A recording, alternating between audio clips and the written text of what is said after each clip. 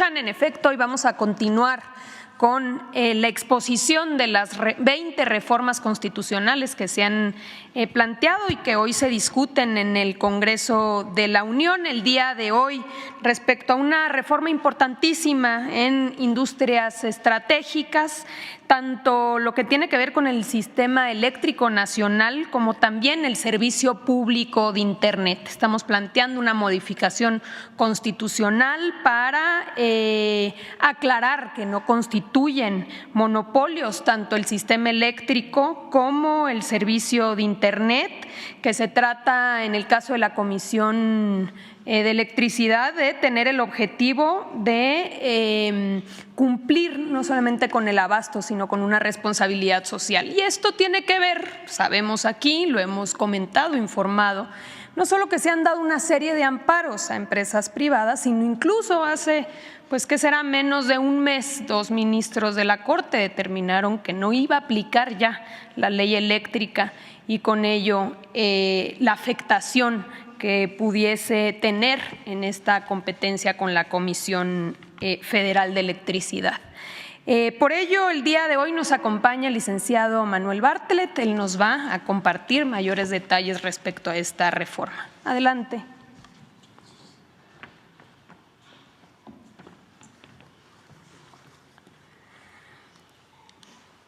Con su permiso, señor presidente.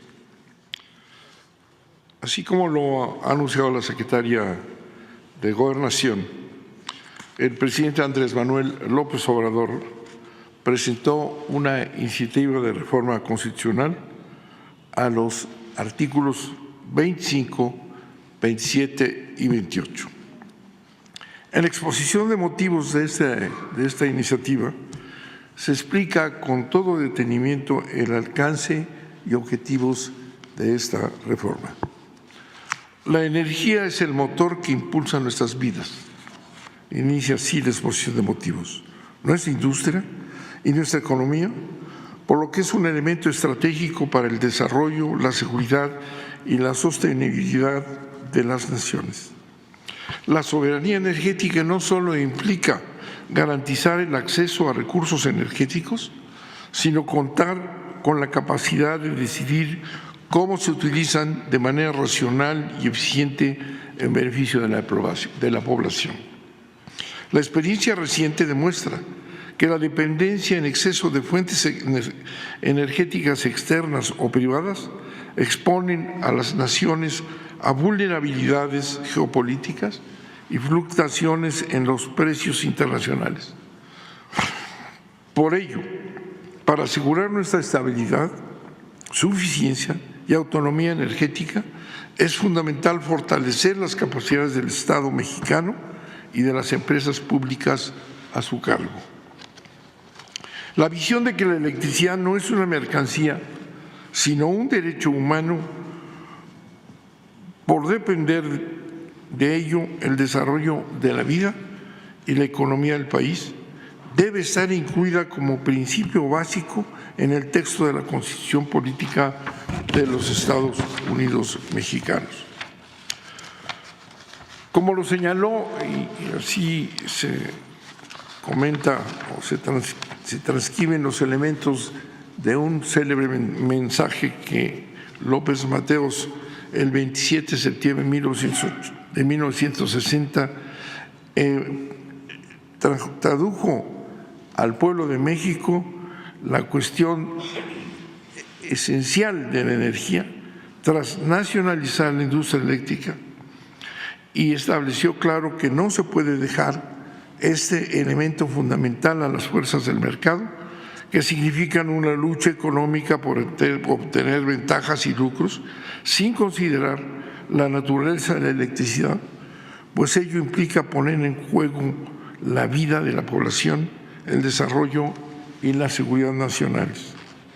Dijo López Mateos en ese célebre discurso: les devuelvo la energía eléctrica a los mexicanos, que es de la exclusiva propiedad de la nación, pero no se confíen, porque en años futuros algunos males mexicanos identificados con las peores causas de este país, intentarán por medios sutiles entregar de nuevo el petróleo y nuestros recursos a los inversionistas extranjeros.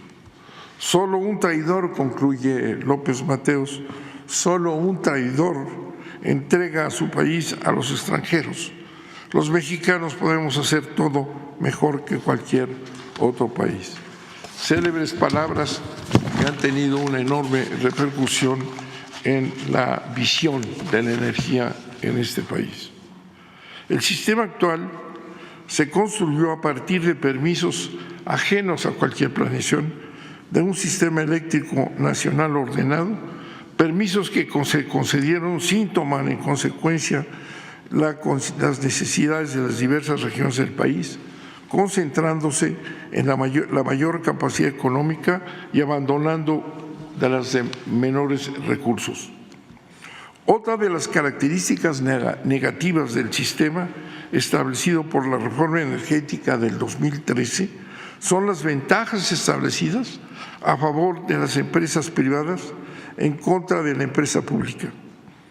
En esta falsa competencia, la CFE está obligada a adquirir la electricidad a las empresas privadas, garantizándoles así su rentabilidad. Asimismo, se establecen reglas de despacho económico, le llaman, en las cuales se otorgan todas las ventajas a las empresas privadas. Además, existen esquemas como el autoabasto ilegal, en el que se concentran los grandes consumidores que quedan fuera del mercado como monopolios con despacho automático y que impiden a la Comisión Federal de Electricidad el acceso a los grandes consumidores. En síntesis, este sistema establece la prelación del interés privado sobre el interés público y nacional que representa la empresa del Estado. Por todo lo anterior, el presidente propone reformar el texto constitucional para atender la problemática descrita. En el artículo 28, cuarto párrafo del texto vigente, se establece que la planeación y el control del sistema eléctrico nacional no constituyen monopolios. Este es un principio vigente. La planeación y el control del sistema eléctrico nacional no constituyen monopolios, sino actividades que el Estado debe ejercer de manera exclusiva como áreas estratégicas. Sin embargo, no se define cuál es el objetivo de la planeación y el control, y por lo tanto el sistema eléctrico vigente se desarrolla al margen de toda planeación y en ausencia de la atribución del control del Estado. En este vacío son las leyes secundarias las que regulan el sistema sin obedecer a un principio constitucional que se propone establecer.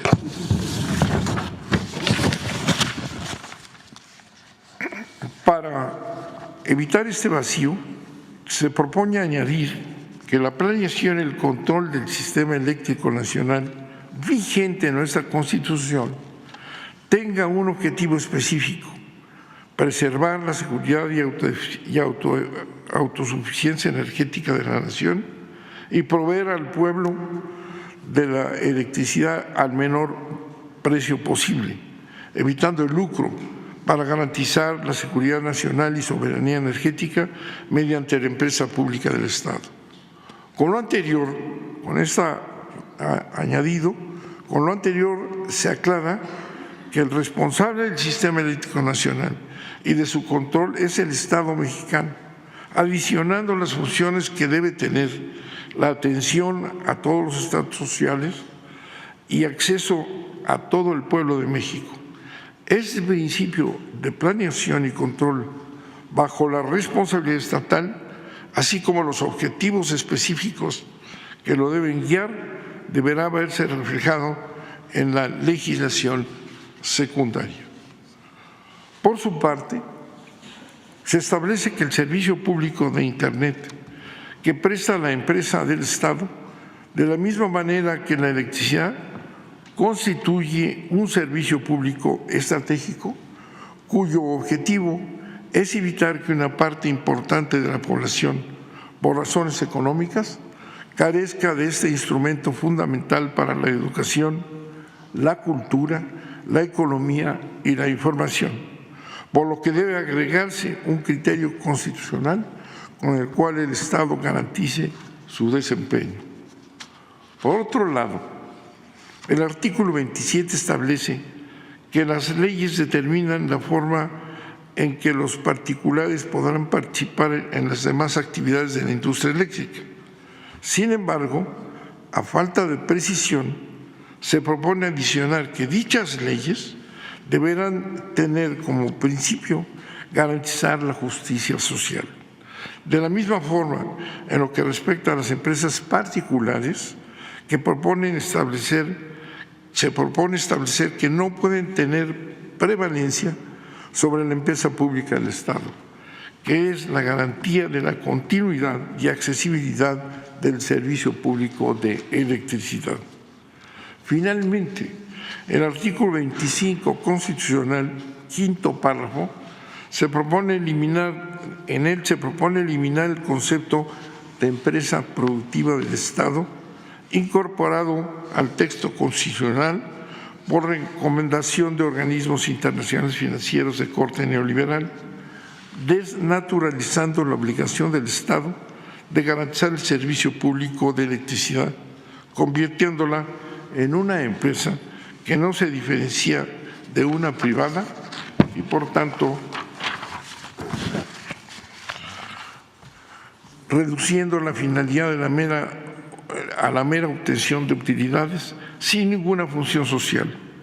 Asimismo, se propone eliminar la obligación de que las empresas públicas se guíen por el concepto de las mejores prácticas, porque de acuerdo con la propia definición neoliberal, se refiere a un gobierno corporativo que se constituye por accionistas e inversionistas, que no se aplica a la empresa pública. Con esto se establece en la Constitución algo que se había eliminado, fundamentalmente el control del Estado del sistema eléctrico nacional, ya establecido en la Constitución, pero sin objetivos precisos que se añaden en esta ocasión. Se establece asimismo que la electricidad, así como el petróleo y las empresas que lo manejan, no son monopolios de Estado, sino son empresas de servicio público nacional. Dos palabras regulan esta importante reforma del presidente de la República, que son soberanía nacional, soberanía energética y justicia social, electricidad para todos al menor precio posible. Eso sería en términos generales. Muchas gracias, señor presidente.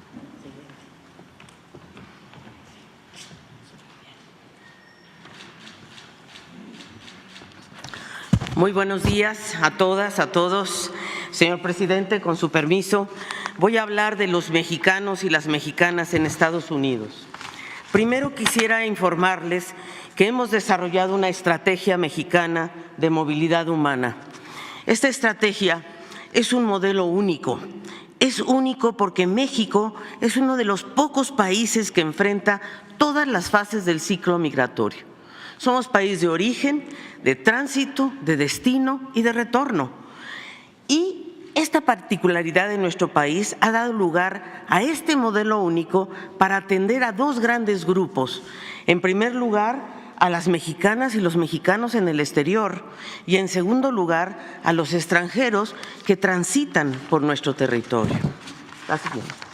Nuestra estrategia que el señor presidente nos ha instruido tiene dos pilares centrales.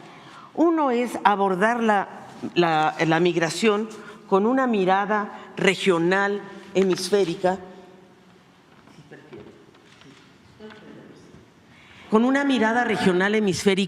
atendiendo las causas estructurales de la migración, que son la pobreza, la violencia, la desigualdad y el cambio climático. Y hoy en particular quiero referirme a cómo queremos priorizar a las comunidades mexicanas en el exterior.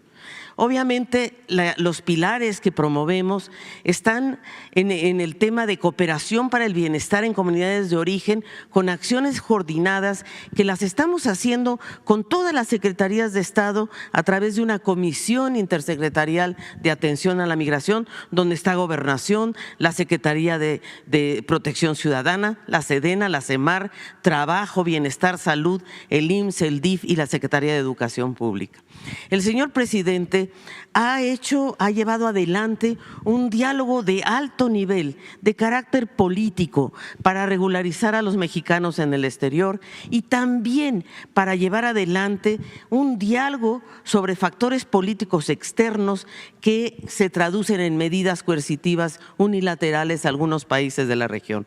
Y por supuesto, la meta es ampliar vías seguras, ordenadas y regulares de movilidad humana. La atención a las causas estructurales de la migración se basa en los programas que en México han sido muy exitosos, Jóvenes Construyendo el Futuro y Sembrando Vida, y que los estamos llevando a los países precisamente que tenemos como detectados, que son los países mayores que expulsan más gente hacia la migración, como Belice, Cuba, Colombia, Ecuador, El Salvador, Honduras, Haití, Panamá, y se están invirtiendo 117 millones de dólares, no solamente en sus países de origen, sino también cuando los retornamos a sus países, les damos un paquete de cooperación a estos y estamos beneficiando a 86,000 personas. La siguiente, por favor. Vuelvo al tema central de hoy. El tema central de hoy son las comunidades mexicanas en el exterior. Miren, hay 37.3 millones de mexicanos en Estados Unidos. Si lo sumamos al total de habitantes de nuestro país, ya tendremos 163 millones de mexicanas y mexicanos. Y los que viven en Estados Unidos, estos 37.3, si los consideráramos como el quinto país, sería el más numeroso país por debajo de Brasil, México, Colombia y Argentina. Pero aquí lo interesante es que de estos 37.3, 26.7 millones de mexicanos son de segunda y tercera generación. Y los 10.6 millones son nacidos en México. Y de ellos, 5.3 millones de mexicanos son indocumentados. Y ese es nuestro foco central. ¿Cómo apoyamos a nuestros mexicanos y mexicanas indocumentados? La siguiente. La comunidad mexicana en Estados Unidos realmente está concentrada en 2 estados, básicamente. California, 36%, Texas, 22%. Y nosotros tenemos 53 consulados en Estados Unidos. Es la red más grande consular que existe de un país en otro.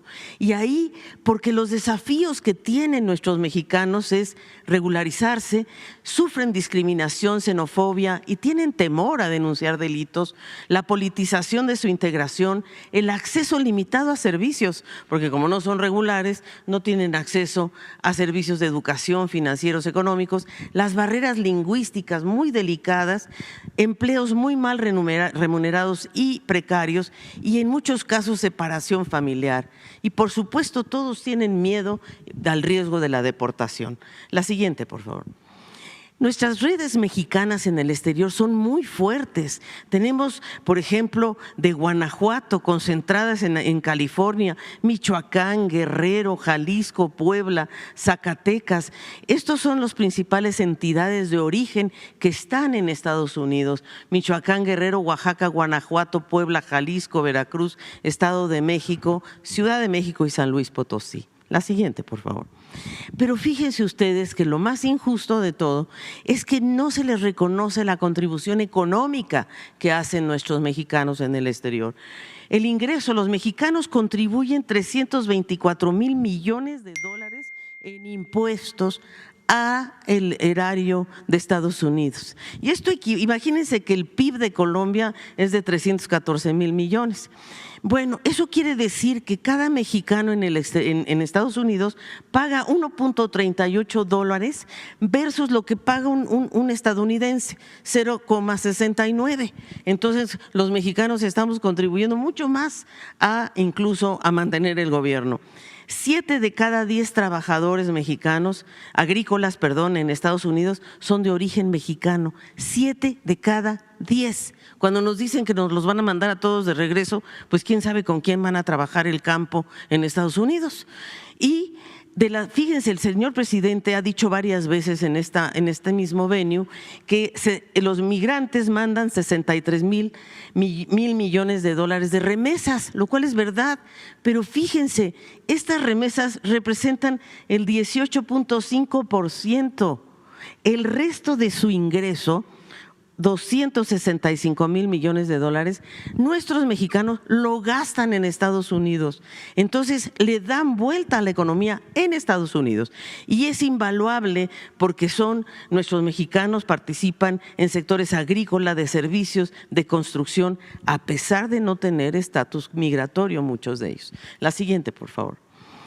El señor presidente habló con el presidente Biden y ya ha hecho una gran gestión de carácter político y diplomático, ya ha propuesto 10 puntos que aquí ya se presentaron, pero que yo quiero volver a ratificar. 1, regularización de los mexicanos que llevan más de 5 años viviendo y trabajando honradamente en Estados Unidos, incluyendo a los jóvenes DACA, los Dreamers, que son como 500,000.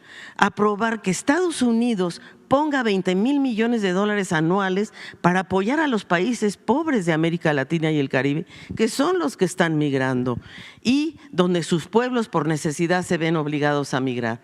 Suspender las sanciones a Venezuela para minorar los flujos migratorios. Levantar el bloqueo a Cuba que obstaculiza su desarrollo. Ampliar vías regulares de movilidad laboral y expandir el programa actual de recepción de migrantes por vías legales. Sí es cierto que están ya recibiendo 402,000 visas de trabajo los mexicanos, pero también es cierto que tenemos que vigilar en qué condiciones están en Estados Unidos. Y no construir muros ni cerrar la frontera, eso no soluciona nada. Combatir el narcotráfico y el consumo de drogas como fentanilo, regular la venta y exportación de armas de Estados Unidos a México. Ustedes oyeron al general secretario la semana pasada cuántas armas, el 65% de las armas que llegan a México son de Estados Unidos e ilegales. Elaborar entonces un plan conjunto de desarrollo que impulse la industrialización y el comercio del TEMEC, en el marco del TEMEC, para que se siga fortaleciendo América del Norte como región importante en el mundo. Somos el primer socio comercial, comercializamos 863 mil millones de dólares al año, 3 millones de dólares por minuto. Ese es el nivel de comercio. Y por último, reafirmar el compromiso de mantener relaciones de cooperación, amistad y respeto. La siguiente, por favor. Nuestra red de 53 consulados tratamos de brindar servicios, por supuesto, de proteger derechos, de fomentar a los mexicanos y a las mexicanas. Hemos hecho una campaña enorme para que obtengan su credencial del INE y hemos logrado ya que tengan 1.500.000 personas ya tienen su credencial del INE. Y los pueblos originarios que muchas veces llegan allá no saben español, tampoco inglés, y entonces están absolutamente perdidos y tenemos que ayudarlos. Y las familias que estén afiliadas al Instituto Mexicano del Seguro Social, eso ayuda muchísimo porque algunos quieren volver y quieren proteger a su familia, y el envío de remesas en condiciones favorables. Fíjense que el costo del envío con Finabien, con la Financiera Bienestar, les cuesta a ellos $3.9 contra $14 que le cuesta en cualquier otro mecanismo de transmisión. La siguiente, por favor. Y ahí, si nos permite, señor presidente, un video. Ser migrante significa dejar todo, tu hogar, tu familia y comenzar de cero. Es muy difícil porque muchas veces tienes que dar pasos para atrás en lo que has logrado en tu carrera y tener que demostrar con mucho esfuerzo que tu experiencia tiene igual valor que los de los demás. Me vine a los 8 años a este país con mis papás, dejando todo lo que conocía e integrándome a un mundo totalmente nuevo, el cual no me termina de aceptar por el simple hecho de ser mexicano. Sé lo difícil que es vivir como inmigrante en Estados Unidos, no tener una licencia de conducir o un permiso de trabajo, no poder manejar y tener miedo de ser deportada y de no estar con nuestras familias. Tengo 3 años y lo que más me ha hecho difícil es salir adelante con mi hijo, por mí mismo y sin una identificación. Me ha costado mucho, empezando por ser mujer y dándome a respetar como mujer y que me tomen en cuenta más que nada. Solamente piensan en México que viven en Estados Unidos y van a Disney cada fin de semana y se la pasan paseando, y creo que yo nunca en mi vida había trabajado tanto físicamente como cuando llegué aquí.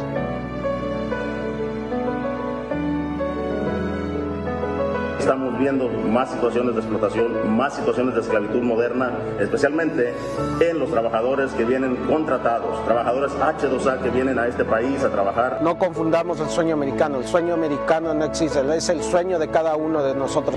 Soy originario de la ciudad de Puebla y en el 2005 me vi obligado a emigrar a los Estados Unidos. Desde ese entonces estoy en este país sin un estatus legal y no hemos podido regresar a nuestro país, no por falta de querer, sino por falta de los medios de volver a regresar a los Estados Unidos. Creciendo yo siempre me sentía invisible, me sentía sola, como que no pertenecía ni aquí ni allá. Allá en mi pueblo, pues todos juntos siempre. Y aquí pues yo solo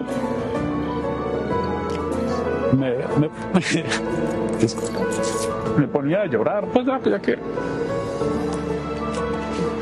Que le diga al presidente que estamos orgullosos y qué bueno que nos está defendiendo con orgullo, que pone nuestro nombre de mexicanos en lo alto, que está hablando de que 10 millones de mexicanos donen papeles. Somos la fuerza aquí en Estados Unidos, somos trabajadores, somos mexicanos y que no nos damos por vencidos. Somos de ambos países, pero siempre, aunque nos lo traten a arrebatar, llevaremos a México en la piel. Muchas gracias, señor presidente. Y solamente decir que la regularización de mexicanos no es inédita. En 1986 se regularizaron 3 millones de mexicanos. Entonces, lo que está pidiendo el presidente López Obrador es un gesto análogo, justo, que debe alcanzar a quienes han trabajado por más de 5 años en Estados Unidos de manera profunda. Y creo, y cierro, recordando que la experiencia de la migración al norte está en nuestra historia. El propio Benito Juárez sobrevivió en 1853, casi 2 años, al otro lado de la frontera, como exilado de Santana. La compleja migración, costeando su techo, su alimento, como forjador de tabaco, haciendo puros en una empresa clandestina. Entonces, el modelo mexicano de movilidad humana tiene como objetivo defender, proteger a las y los mexicanos en el exterior. No están solas ni solos. Muchas gracias.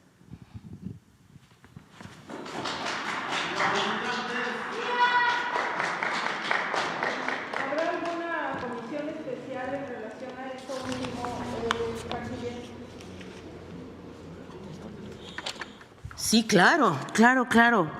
Nosotros estamos trabajando todos los días, me acompaña el equipo, tenemos una directora de protección, un director de servicios consulares, el Instituto Mexicano de Mexicanas y Mexicanos en el Exterior. Estamos trabajando con Gobernación, creo que nos reunimos cada semana para ver qué podemos hacer para poder trabajar. Yo mañana viajo a Washington por instrucciones del señor presidente a continuar las gestiones para ver si logramos realmente que se regularicen nuestros mexicanos.